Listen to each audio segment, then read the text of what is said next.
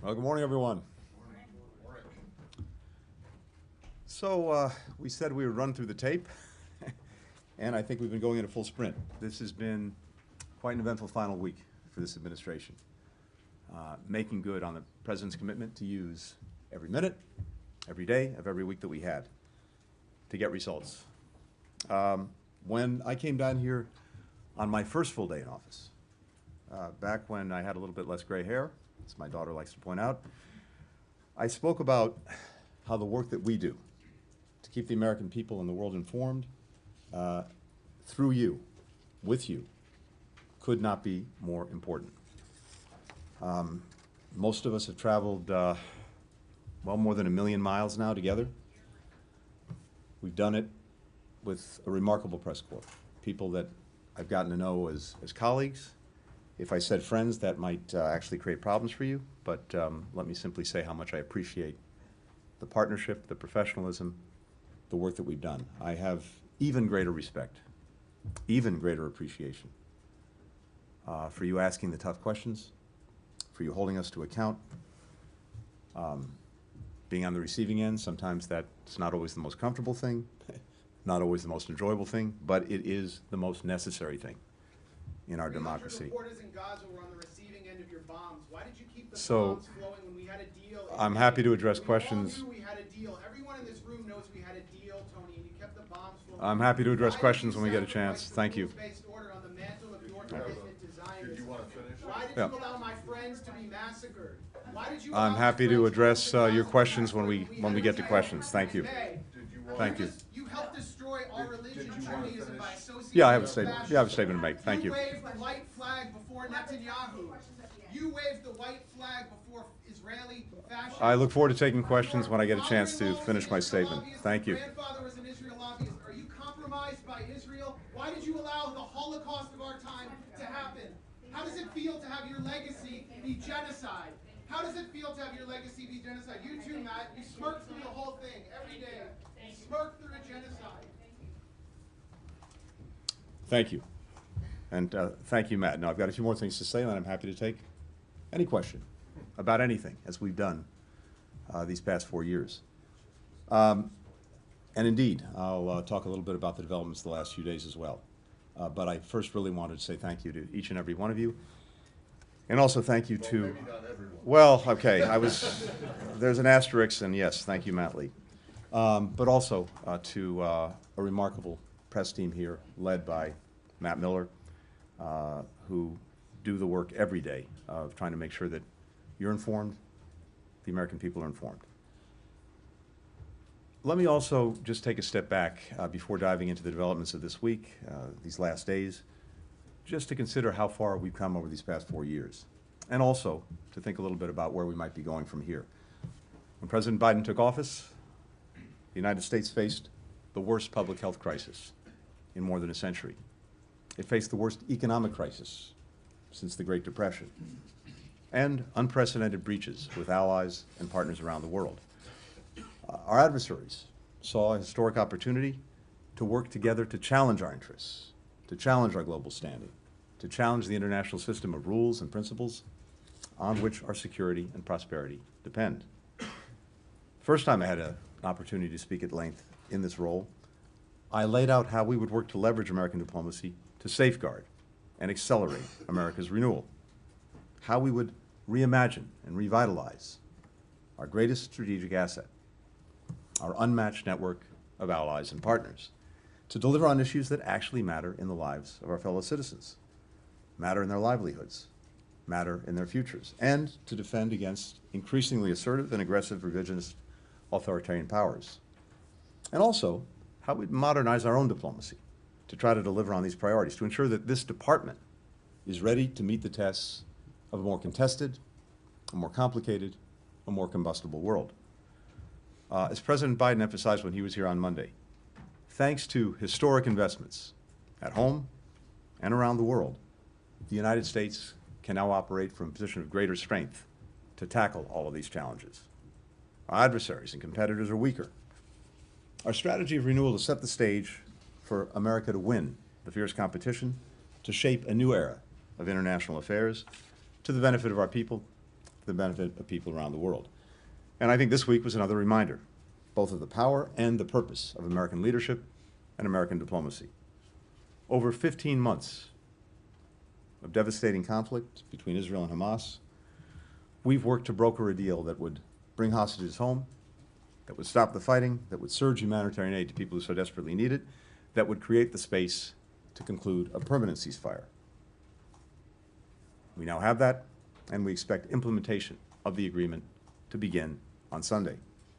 As President Biden said yesterday, after more than 400 days of struggle, a day of success has arrived. I want to thank our fellow mediators, Qatar and Egypt, for their extraordinary partnership. And I want to thank my colleagues, in particular, Jake Sullivan, Bill Burns, Brett McGurk, for their remarkable skill, tireless dedication over these many months of negotiation. Will you recognize the Geneva Conventions apply to the Palestinians? And again, I'm happy to address questions when we have a chance. I'm happy to address questions in a moment. Thank you. This is a moment of tremendous relief for Israelis and Palestinians alike. The daughter of one hostage spoke for many when she said, "I can't wait to see them come back to their families. I'm so desperate to see them." A mother of 5 displaced from Gaza City said simply, "We are being reborn." It's also a moment of historic possibility for the region and well beyond. It's going to take tremendous effort, political courage, compromise to realize that possibility, to try to ensure that the gains that have been achieved over the past 15 months at enormous, excruciating cost are actually enduring, to manage the still profound risks, to deliver on the promise of a more integrated Middle East. And simply put, to forge this reality, there are 2 immediate imperatives. First, to fully implement the ceasefire deal. And then second, to finalize a plan, an effective plan, as I spelled out earlier this week, that provides for Gaza's transitional governance, its security, its reconstruction, and that can make the halt in fighting endure. Delivering on these 2 priorities will in turn create the conditions for Israel and Saudi Arabia to normalize relations between them, which will require a credible pathway to a Palestinian state. On each of these imperatives, we've delivered concrete progress and we've laid a foundation for success, which we will hand over to the incoming administration. Together, they represent a historic opportunity to advance the long-term interests of the United States, our partners in the region, and around the Middle East. In Ukraine as well, we've seen the results of steadfast American leadership. We rallied and kept together some 50 countries to help Ukraine defend itself from Putin's war of aggression. Through Ukrainian courage and also Western resolve and firepower, Ukraine repelled Russia's invasion and took back half the territory it originally seized. We've marshaled commitments from countries around the world that will help Ukraine deter and defend against future attacks and stand on its own feet militarily, economically, democratically. We've also imposed the most ambitious sanctions and export controls ever on Russia, cutting off its biggest banks, reducing dramatically Europe's reliance on Russian energy, oil and gas, almost to zero at this point. As a result of some of our latest sanctions, Russian oil tankers are piling up along the Chinese coast, unable to offload. Ukraine will continue to stand as an independent, democratic nation anchored in the West with the freedom to choose its own future. If we sustain our support for Ukraine, if we continue to exacerbate Putin's growing manpower and economic dilemmas, we can continue to help Ukrainians gain leverage to negotiate a just and secure peace. Now, I got back from what was my 21st trip to the Indo-Pacific in this job just a short while ago, a region where the United States is now competing from a position of strength. We brought our regional allies together, our partners together, around a shared vision for a free and open Indo-Pacific, where goods and ideas and people flow freely, where rules are applied fairly and transparently, where countries are free to choose both their own path and their own partners. We enhanced bilateral relationships with our core treaty allies, with Japan, South Korea, Australia, the Philippines. We forged a new era of trilateral cooperation with Japan and Korea, with Japan and the Philippines as well. We re-energized the Quad with Japan, India, Australia, strengthened our relationships with ASEAN, the Pacific Island countries, elevated partnerships with Vietnam and Indonesia. As the DPRK and the PRC continue to fuel Putin's war of aggression against Ukraine, underscoring how European and Asian security are indivisible, we've also built enduring bridges between our Pacific and Atlantic allies and partners. Australia, Japan, and South Korea have provided important support to Ukraine. In 2021, European allies were on the verge of signing a massive trade agreement with China. Now they're coordinating with us on everything from investment screening mechanisms to supply chain resilience to pushing back on China's overcapacity and unfair trade practices. At the same time, we've managed our competition with China responsibly so it doesn't veer into conflict, while also cooperating on challenges where the world expects great powers to lead and where it's clearly in the interest of the American people, from climate change to fentanyl. We've also demonstrated that other countries can rely on the United States to tackle some of our biggest shared challenges and deliver on some of their own national aspirations, preventing disease outbreaks, enhancing food security, accelerating the clean energy transition, bringing together a global coalition of more than 160 countries to address the synthetic opioid crisis. As we celebrate the return of hostages in Gaza, including Americans, as we look to relief for the people of Gaza, I'm also thinking of all those U.S. citizens who are held wrongfully, who are hostage in countries around the world. I carried with me. Miller says he doesn't know about the Hannibal Directive. Again, I'm happy to address questions in a few more minutes. I look forward to answering questions in a few more minutes. Thank you. Thank you. Thank you. Thank you. Let him answer some questions. I look forward to answering questions. Thank you. Instead of making another speech every day. Sir, would you like to be escorted out? Go away. You don't have the responsibility to tell me where to go. Do you want to be escorted out or not? I want him to Thank you. answer questions. I look forward to answering questions in a minute. I'm a Thank you. journalist. I'm not a potted plant. Everyone will have an opportunity to ask a question in just a minute. Thank you.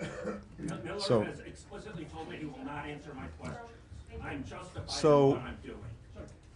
I have no greater pleasure in this job than crossing off a list I carry in my pocket, the names of those who had been arbitrarily detained and unfairly held hostage, unjustly held hostage, and bringing them home, returning them to their families, returning them to their loved ones. Finally, I just wanted to share this morning. Get your hands off me. Get your hands off me. Get your hands off me. Answer a damn question. I look forward to answering questions in a few minutes. You know about Israel's nuclear weapons. Everybody from the ICJ. I was sitting here quietly, and now I'm being manhandled by 2 or 3 people. You pontificate about a free press. You pontificate about a free press. You are hurting me. You are hurting me. You are hurting me. I am asking questions after being told by Matt Miller that he will not answer my questions until I'm asking. Please, sir, respect the process. We'll have an opportunity to take questions in a few minutes. Wasn't the point of the May 31st statement to block the ICJ orders? You blocked the ICJ orders. Please, sir, respect the process. Thank you. Oh, respect the process. Respect this process while everybody from Amnesty International. From Amnesty International to the ICJ saying that Israel's doing genocide and extermination, and you're telling me to respect the process. Criminal, why aren't you in The Hague? Why aren't you in The Hague? Why aren't you in The Hague? Finally, we've worked to modernize our diplomacy so that we're more agile, we're more effective, we're more prepared for the challenges of a new era. We've reorganized this department to lead on issues that increasingly animate our diplomacy, whether it's emerging technology, public health, strategic competition, economic statecraft. We've embraced new tools and approaches, from integrating data and AI into the work that we do, strengthening our capacity to anticipate, to plan for risks, as well as opportunities in this more volatile world. Maybe most important, we've invested in our people, improving our hiring and retention practices, diversifying our workforce, strengthening our training, providing more support to employees throughout their careers. We've hired the largest foreign service officer class in more than a decade, and we've grown our civil service corps at the fastest rate in more than 20 years. It was gratifying to me, and I think to everyone in this department, that among the first and last stops President Biden made in his tenure was right here at the State Department. I think that is powerful evidence of the trust that he placed in us to carry out this country's foreign policy. Our diplomats represent this country with exceptional skill, with professionalism, with heart. They often do so at great personal sacrifice, little fanfare, in some of the world's most challenging environments. it has been, simply put, the greatest of honors to be able to work shoulder to shoulder with them. These past 4 years, there have also been moments of disappointment, of hardship, of heartbreak. But I leave this job knowing that we spent every day thinking about and working toward what we believe is best for our people, the citizens we have the immense privilege of representing. And I'm confident we leave office with our country and with this department in a much stronger position than we found it. And now, with that, one last time, I look forward to taking some questions. Mr. Miller. Matt, let's start us off. Thank you very much, Mr. Secretary, and thank you for the very opening comments about the work, the cooperation with us, the press corps. Even when we haven't always been satisfied or with the answers, we do certainly appreciate your willingness to engage with us, and so thank you for that. I want to start, actually I only have one question.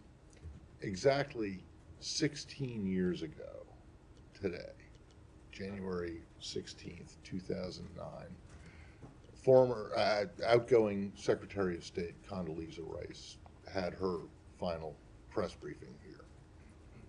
And all of the questions she got were about Israel and Gaza. Every single one of them. And she said, we were working on an enduring ceasefire. She was about to sign an agreement with then Foreign Minister Livni that would move toward that way. She was working with international partners. Names have changed, but countries pretty much the same: Egypt, the Europeans, the Gulf Arab states. And so 16 years ago, we were in the same situation that we're in now, particularly because this ceasefire, current one, still seems to be in limbo. And I'm wondering if you can point to any progress that has been made over the course of the Bush administration, the Obama administration. Has there been anything that has changed or given you hope? Because we're basically back in the same position we were 16 years ago. Yeah. Thank you, Matt. This is a long story. It's an enduring story. It's a story that is not likely to end anytime soon.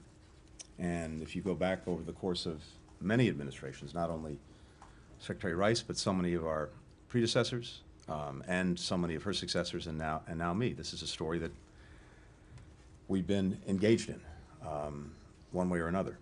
And I think each of us has probably brought the conviction to it that we could and should do everything possible to try to get to and write a better conclusion, a good conclusion for the story.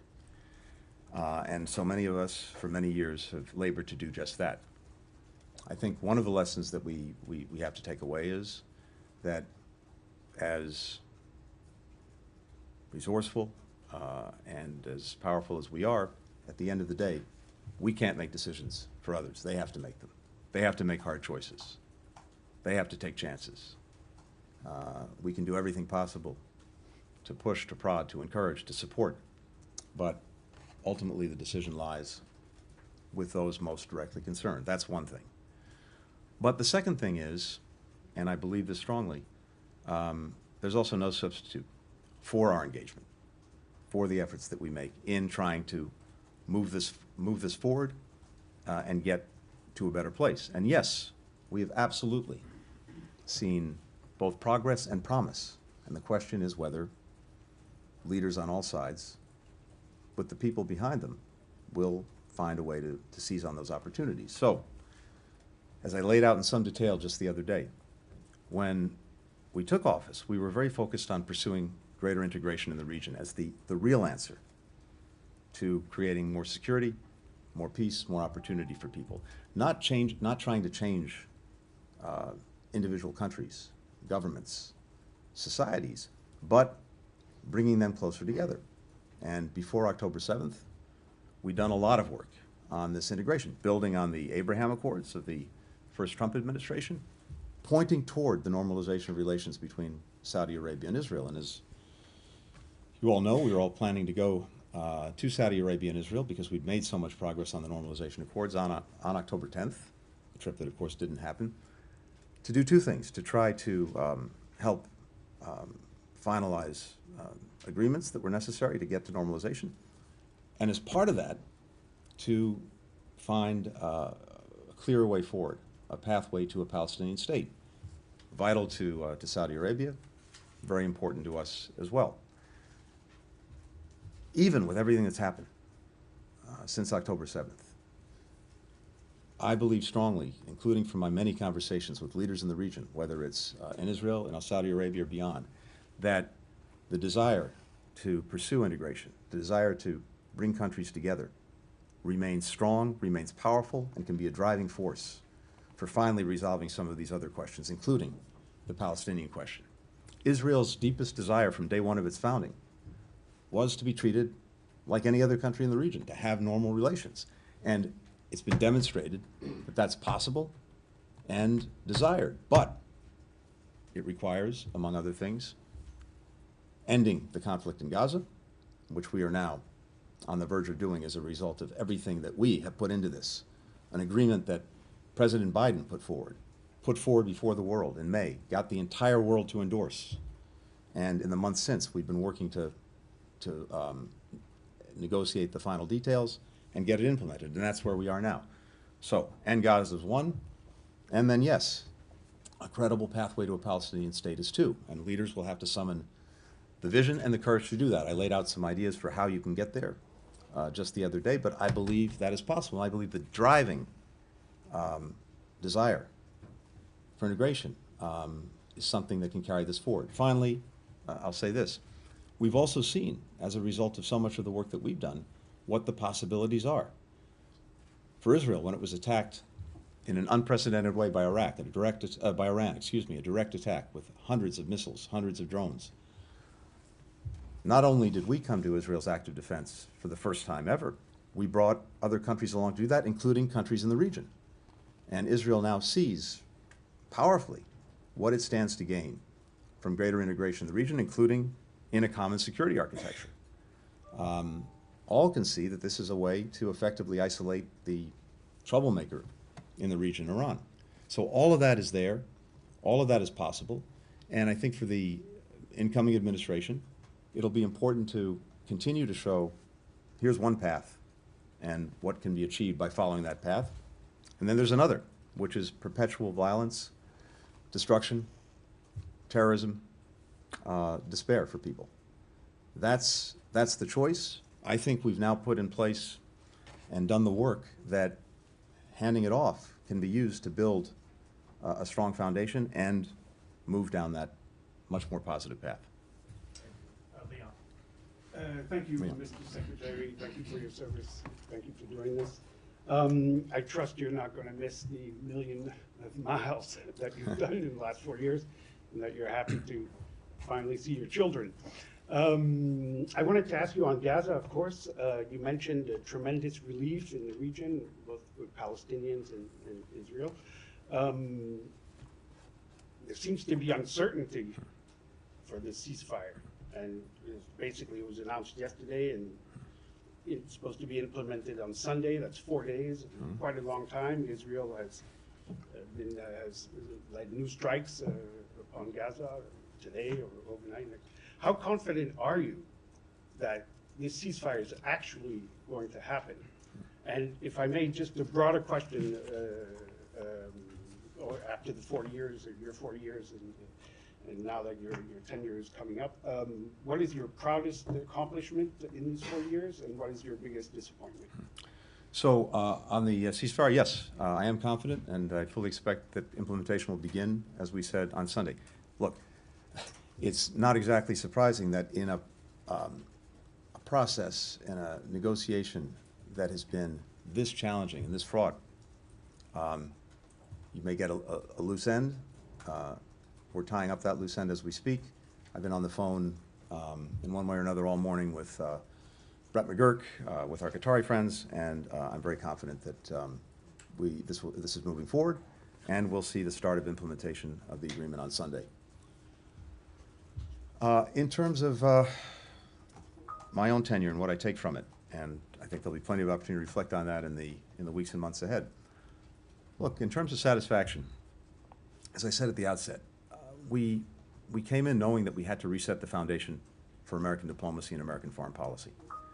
And resetting that foundation meant, as I've said, re-engaging, rejuvenating, reimagining these alliances and partnerships. It's the greatest strength that we bring to virtually every issue we have to tackle around the world. These voluntary partnerships and alliances that have stood us in such good stead over so many years, and I think are vital to effectively operating in this more complicated, this more contested, this more combustible world. And that's exactly what we did. But the point is not doing that for the sake of doing it. The point is doing it for the sake of more effectively dealing with the world we're operating in, and I think we've demonstrated that. When Ukraine was attacked by Russia, because of the investments that we've made in our partnerships and our alliances, we were able to bring together 50 countries, keep them together, and marshal their focus and their resources on helping to defend Ukraine. And we've done that very successfully. And we've done that in a way where many other countries picked up the burden. When it comes to maybe the biggest systemic challenge that we face in the international system, and that is China and the capacity that it has, uniquely, whether it's militarily, whether it's economically, whether it's diplomatically, to reshape the international order, what we've been able to do through these stronger alliances and partnerships is to focus other countries in ways that we haven't seen before on how to deal effectively with the challenges posed by China. We have much greater convergence between us and partners in Europe, between us and partners in Asia, among all of us in confronting these challenges. And I listed a few areas in which we're working much more closely together. And as I've said before, when you bring just the United States to the table, well, we have a lot of weight, but when it comes to economic issues, for example, where China's engaged in unfair practices, where it's engaged in overcapacity to try to drown our industries, our communities, our workers with their products, well, when we're taking that on and we're doing it alone, we're 20% of world GDP. When we're doing that in concert with allies and partners across Europe and Asia who are similarly aggrieved by these practices, well, we're 50–60% of world GDP, and it's a lot more effective in getting China to change its conduct.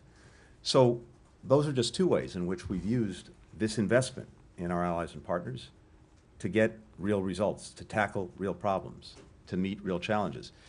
And again, through so many of the issues that are affecting the lives of our people, we brought countries together in a way that's going to have a material impact on making things better. I mentioned earlier the coalition we built on synthetic opioids, on fentanyl. You've heard me say this before. The #1 killer of Americans aged 18 to 45 is fentanyl.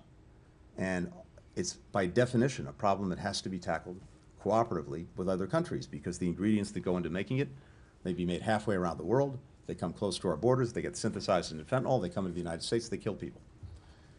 So the fact that we brought all of these countries together, now working in close concert to deal with this problem, that's going to have a material benefit on the lives of the American people.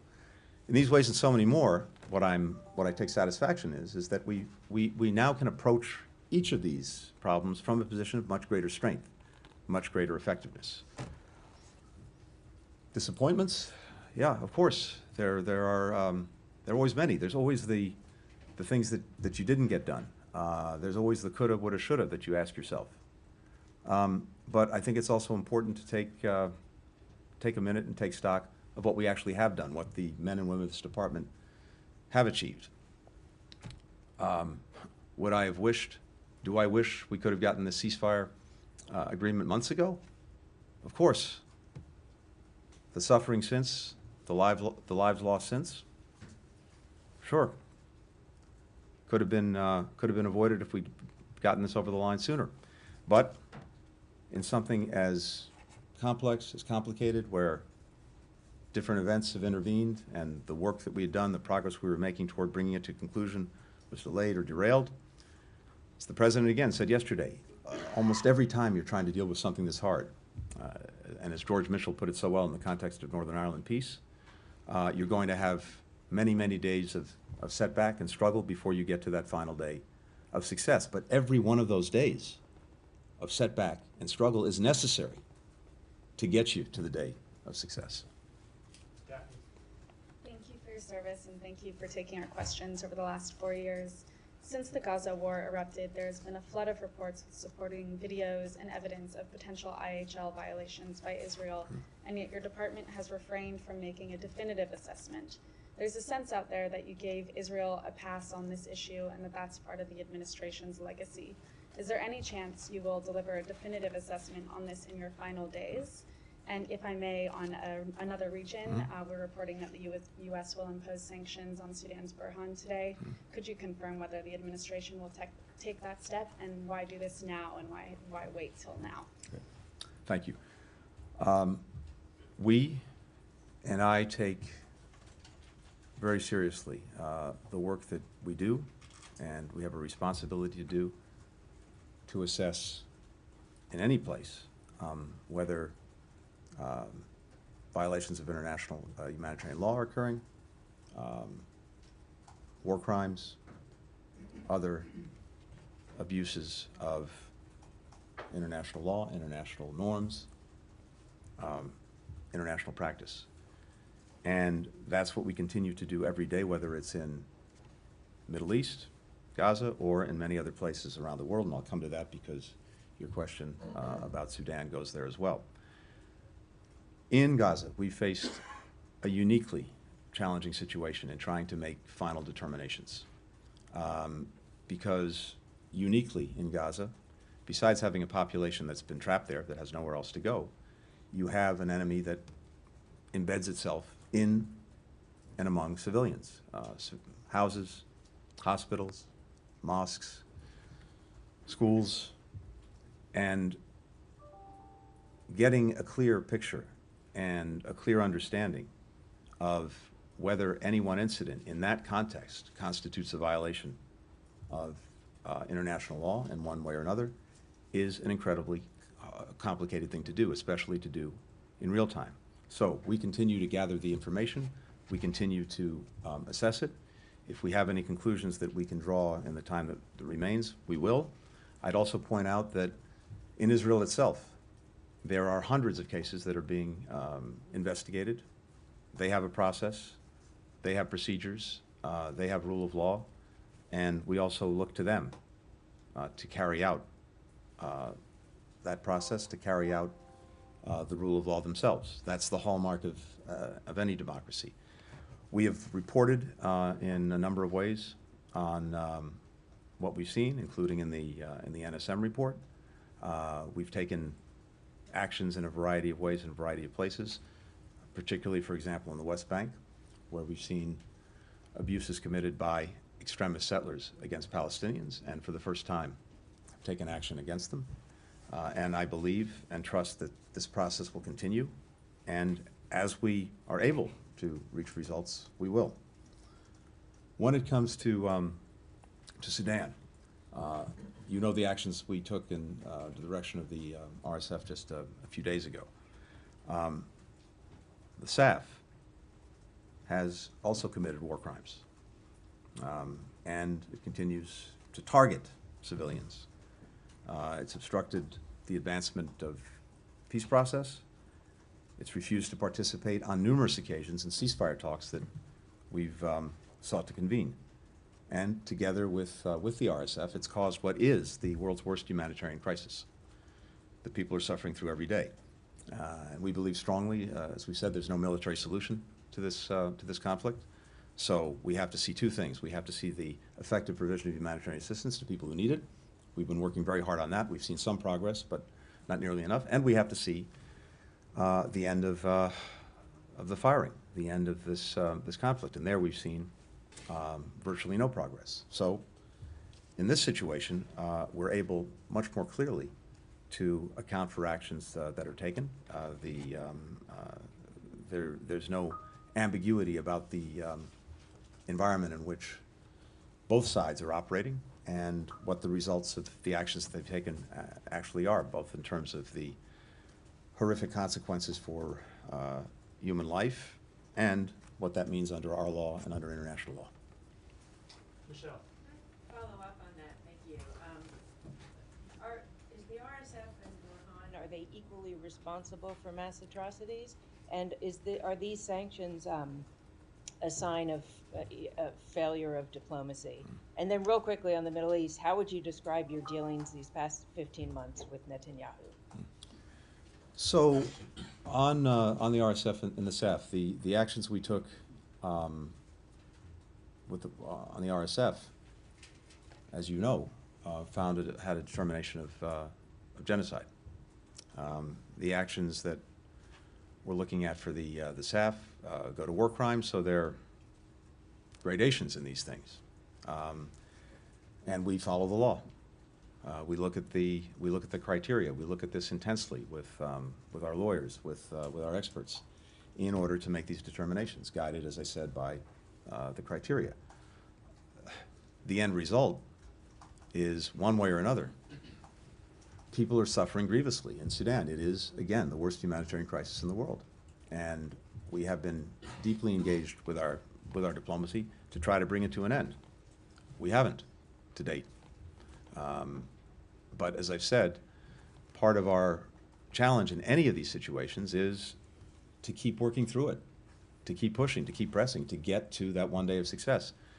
It is, for me, yes, another real regret that when it comes to Sudan, we haven't been able on our watch to get to that day of success. As I said, some improvements in getting humanitarian assistance in through our diplomacy, but not an end to the conflict, not an end to the abuses, not an end to the suffering of people. We'll keep working it for the next 3 days, and I hope the next administration will take that on as well. On the last 15 months, look, one of the things I think is really important is, as a general matter, to focus less on personalities and on people and more on policies. And what is it that we can do? What is it we should do to affect those policies?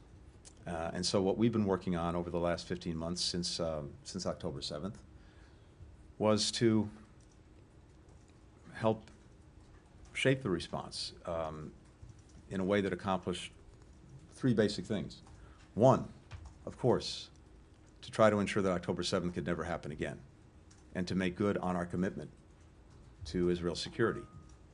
2, to prevent a wider war, a broader conflict that drew in more countries, more groups, both because that would bring even more death and destruction, and because it was exactly what Hamas was looking for: get that wider war, be able to have others attacking Israel, and to allow Hamas to continue to do what it was doing.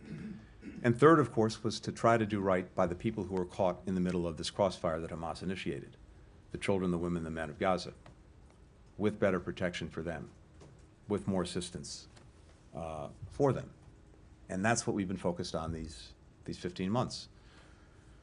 None of that changes what's happened, but it has put us now in a position where there is the real possibility for moving this to a better place. The immediate possibility, more than possibility now, the immediate reality of finally moving Gaza to a better place, finally getting hostages home, finally getting relief that people need, finally having an opportunity to have an enduring ceasefire, but also, as I was talking about with Matt before, in the region, as a result of the extraordinary setbacks that all of these actors who are responsible for the death, the carnage, the inability to make progress, the setbacks that they've encountered, whether it's Iran, whether it's Hezbollah, whether it's Hamas.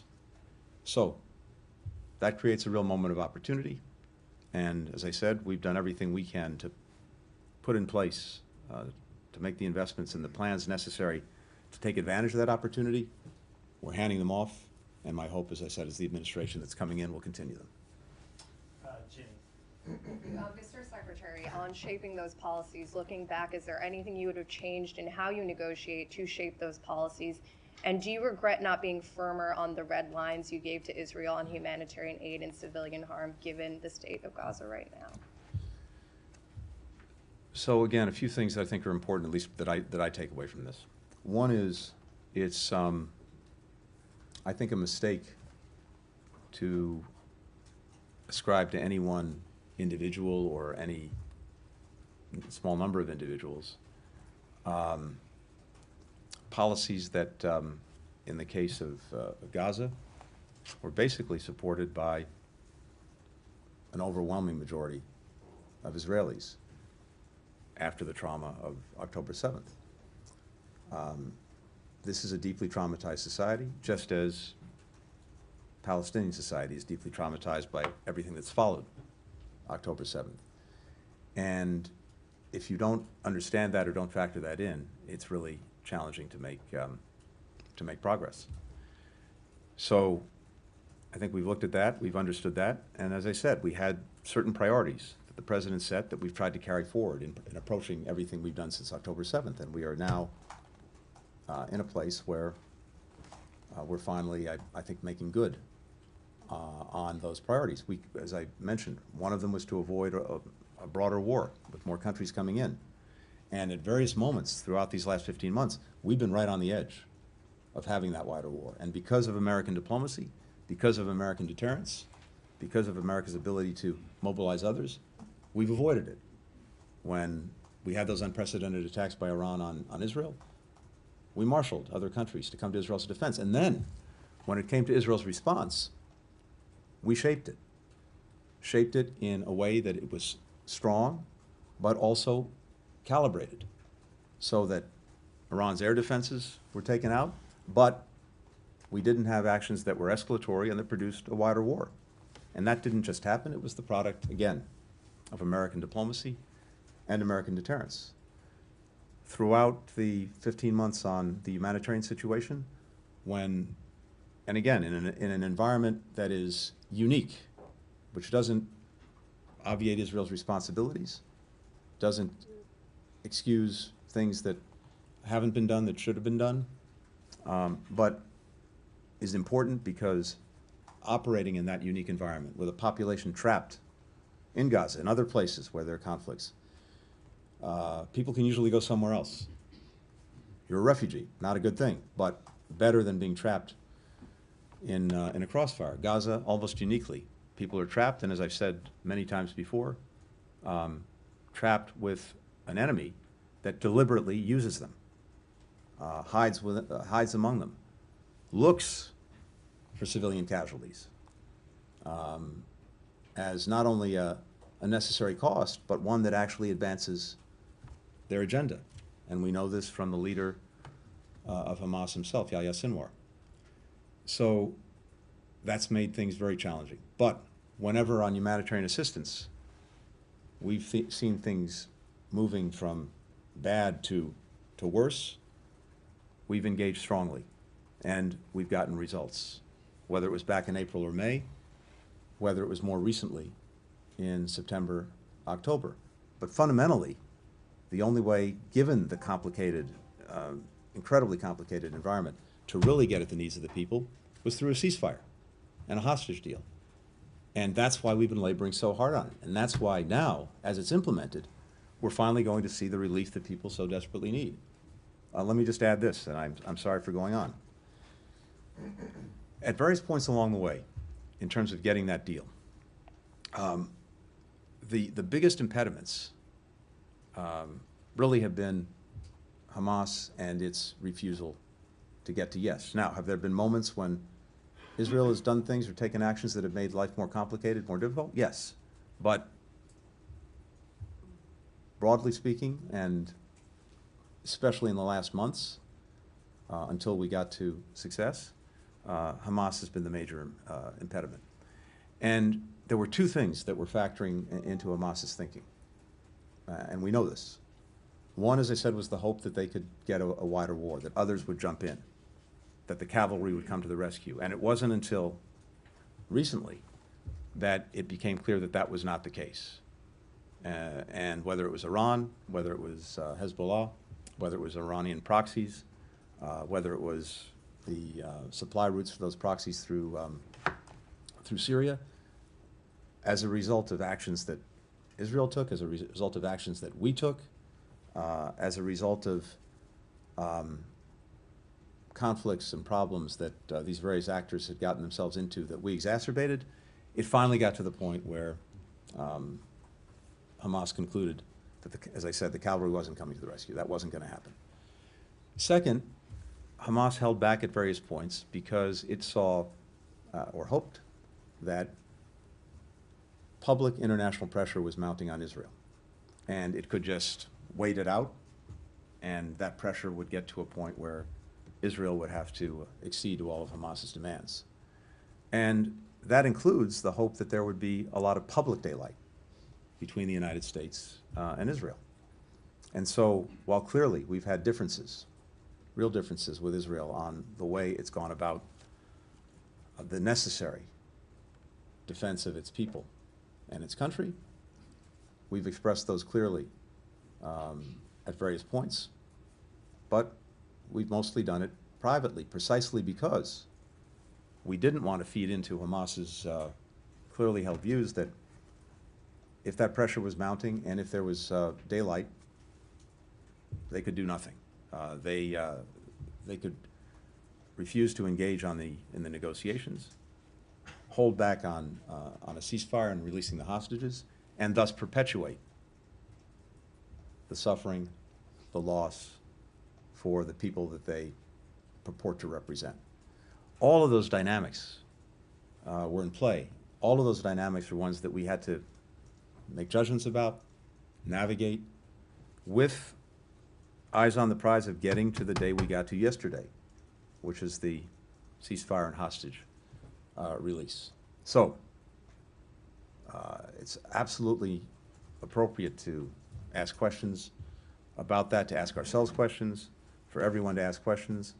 Some people say we did too much to restrain Israel when it comes to Iran, when it comes to Hezbollah, when it comes to others. Others say we did much too much to enable. And all of those questions are the right ones to ask, and they'll be asked for a long time. We had to keep our focus relentlessly on getting to this place where we could actually get a change, where we could actually get an end to a conflict, an end to suffering, and the prospect of something better. We'll take one more. Make sure. Mr. Secretary, thanks very much. On why you got to the ceasefire deal, as you just highlighted, you talked a lot about Hamas and pressure, Hamas being diminished helped get them across the line. But on the Israeli side, do you believe that Trump and Steve Witkoff, either through direct pressure or through Netanyahu's perception of Trump, that helped get this deal across the line? And I want to bring up Ukraine and give you a chance to do legacy on Ukraine. You've argued that you've taken a lot of recent steps to try and give Ukraine leverage and give the Trump administration leverage. Let me just point out, though, that there's no money left in the replenishment fund. Ukraine struggles on the front line. Russia has a reconstituted defense industrial base because of China. So do you fear that your legacy on Ukraine could actually be defined by your successor? On the ceasefire deal first, look, the important thing is not who gets the credit. The important thing is getting the result, and that's exactly what we've gotten. And as I've said, the deal that was agreed is based on the proposal that President Biden put out months ago in May. The framework that he made public in detail, that we then went around the world and got country after country to endorse, culminating with the UN Security Council. That's what moved Hamas in the first instance, because up until that point, Hamas had been rejecting the idea of having an initial phase of 6 weeks, ceasefire, hostages begin to come out, prisoners are released, humanitarian assistance surges, and we used the time to reach an agreement on the conditions for an enduring ceasefire. They'd rejected that scheme. And it wasn't until May, when the president went public, detailed it, we got the whole world behind it, that Hamas was isolated and it moved. And then practically every day since then has been work on trying to actually negotiate the details that had to follow from that to fill in the framework, and understandings on its implementation. And we got very close to completing that on a number of occasions. And as I said, events of one kind or another inevitably intervene that delay, that derail the work that you're doing. But we kept at it. And meanwhile, as I just described, I won't belabor, all of these other factors that went into the calculus of Hamas changed dramatically, and in no small part because of actions we took in a way to exacerbate the challenges of Hamas and its many potential supporters, as well as actions that, that Israel took. So I think that's what got us to this day. Our diplomacy, our deterrence really isolated Hamas to the point where they finally came back to the table, got to yes. In recent weeks, just to cite some other examples, when Hamas was refusing to engage in the fall, I went to our friends in Qatar and said it's time to tell them that their political operation housed in Qatar is no longer welcome. And that's exactly what the Qataris did. In recent weeks, we went also to other actors, including Turkey and President Erdogan, to use his weight and influence to get Hamas back to the table to try to conclude an agreement. And he did, and they did. So it's a long way of saying that all of these things coming together over many months, I believe, is what's gotten us here. Now, having said that, it was, I think, very important and very responsible to not only fully inform the incoming administration of what we were doing, but also, yes, to involve them in the this last part of the process that got us to the agreement. And the reason for that is virtually everything that now needs to be implemented under the agreement will be implemented under the Trump administration. And it was very important for the parties to know that the Trump administration stood behind the agreement that we'd negotiated and that President Biden put forward. And I both appreciate and applaud the very good work that Steve Witkoff did, working closely with us, with Brett McGurk, in helping to get this over the line. But I think being very clear with all concerned that the incoming administration supported, endorsed, and would carry forward its responsibilities under the agreement, that was an important thing to do. I'm sorry, on Ukraine. So, as I look at it, first, where we started was Putin's intent, desire, and plan to erase Ukraine from the map, to subsume it into Russia, to realize his imperial designs. And as a result of the actions that we took in support of the Ukrainian people with many other countries, that's failed, and it won't succeed. Ukraine is standing, and that's the most important thing of all. Now, the question of where Ukraine goes from here and where we go from here is obviously a very important one, because there's an opportunity, again, an opportunity that we're handing off to make sure that Ukraine can go forward as an independent country, increasingly integrated with Western institutions, because that's the desire of its people, and a country that stands on its own feet, whether that's militarily, whether that's economically, whether that's democratically. And if its people and elected officials so desire to pursue some kind of resolution or ceasefire with Russia. Now, that requires Ukraine to decide that that's what it wants to do. It also requires Russia to agree. And there, what we've been working to do all these past months, right up to the end, is to make sure, as I've said many times, that Ukraine is in a position of strength to be able to make those decisions, whether that's to continue fighting if it's necessary, or to negotiate, but to negotiate from a stronger position. Part of that, though, has also been imposing extraordinary costs on Russia, and I think you should not discount those, including the impact that they have on Russia's decision-making. The losses that Russia has incurred are almost unimaginable. I think by some assessments, 700,000 to 800,000 casualties. That includes those killed and those wounded. The flight of so many of its most talented people from Russia. The weight of sanctions export controls, the weight that's such that everything Russia tries to do, even the workarounds that it's done with its war economy, everything is harder, takes more time, and costs a lot more. We see the impact on its economy. We see the impact on its future, its inability to invest in the critical industries of the future that would be a source of strength for Russia. So there's a heavier and heavier weight bearing down. So I believe that the incoming administration is in a position where, if the Ukrainians so desire and so choose, it can help to negotiate a good deal. And President Trump talks about having good, strong deals. I think there's an opportunity to get one. One of the most critical things will be, if there is to be a ceasefire, is to make sure that it's enduring, that it holds. Because what we know is this: in Putin's mind, if there's a ceasefire, he's simply going to rest, refit, and then, when he deems the moment right, reattack. So you have to have built into any ceasefire the effective deterrence necessary so that he doesn't reattack. That is, I think, a necessary part of any good, strong deal for Ukraine.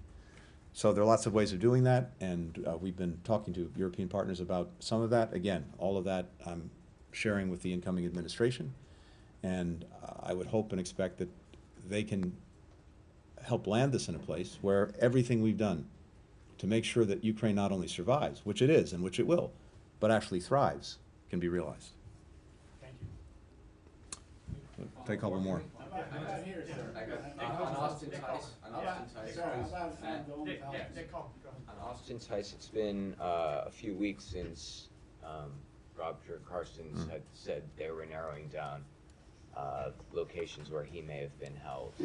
I just wanted to see if you had any more fidelity on that.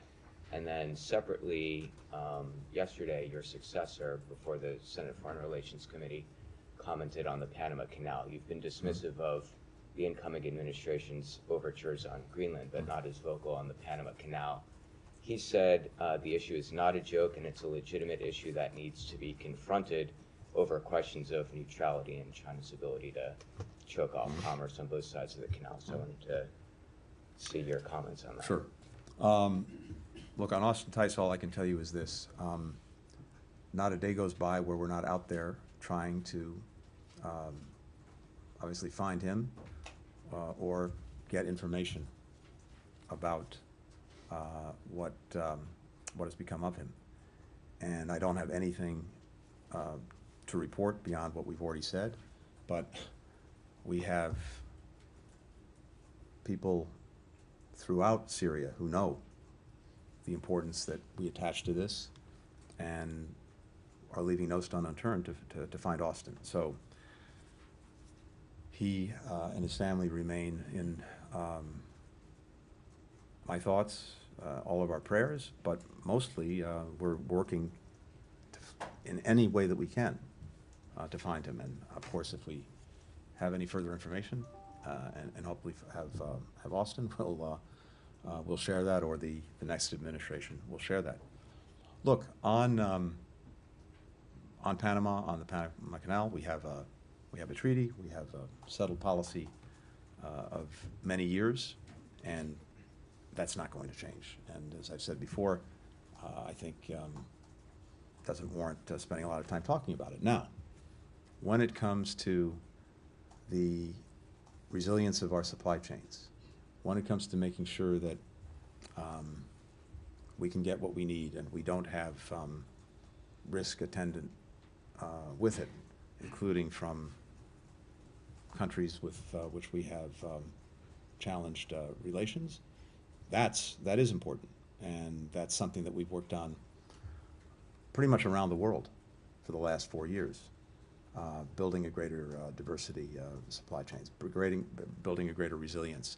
Also, trying to make sure that countries that were trying to build up and build out their own infrastructure to improve the lives and livelihoods of their people had a better offer from us, so that they didn't have to turn to others on much more onerous terms.